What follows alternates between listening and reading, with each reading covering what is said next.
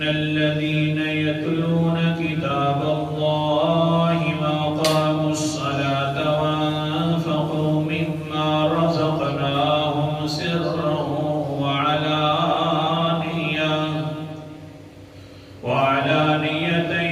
يرجون تجارة لن تبور. بے شک کچھ لوگ ایسے ہیں کہ جنہوں نے کتاب کی تلاوت بھی کرتے رہتے ہیں.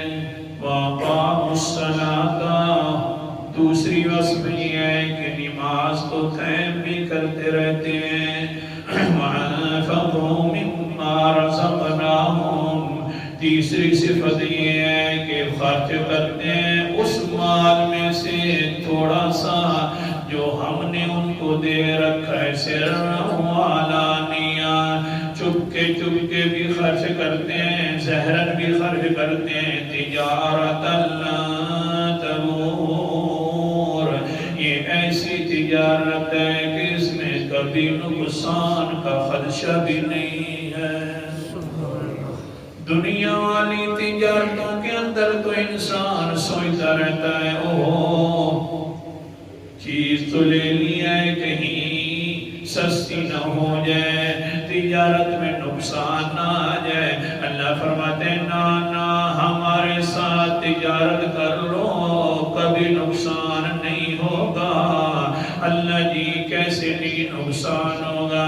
اللہ فرماتے ہیں اس لیے کہ لیوفیہم اجورہم کیونکہ ہم تمہارے اجروں کا پورا بدلہ بھی دیتے ہیں اور ساتھ یزیدہم من فضلہ اپنے فضل سے ہم اپنی طرف سے زیادہ بھی دیتے ہیں. اللہ اپنی طرف سے ہم زیادہ دے دیتے ہیں تو نقصان کس بات کا. نقصان تو تب خطرہ ہوتا ہے کہ کہیں کم نہ ملے. اور ہم کیا کرتے ہیں وَيَزِيدَهُمْ مِن فَضْلِهِ ہم اپنے فضل سے ان کو بڑھاتے رہتے ہیں, زیادہ دیتے رہتے ہیں. اللہ جی زیادہ کیوں دیا؟ فرمایا اِنَّهُ غَفُورٌ شَكُورٌ بے شک اللہ تعالیٰ معافی کرنے والا ہے, شکور اور قدردان ہے.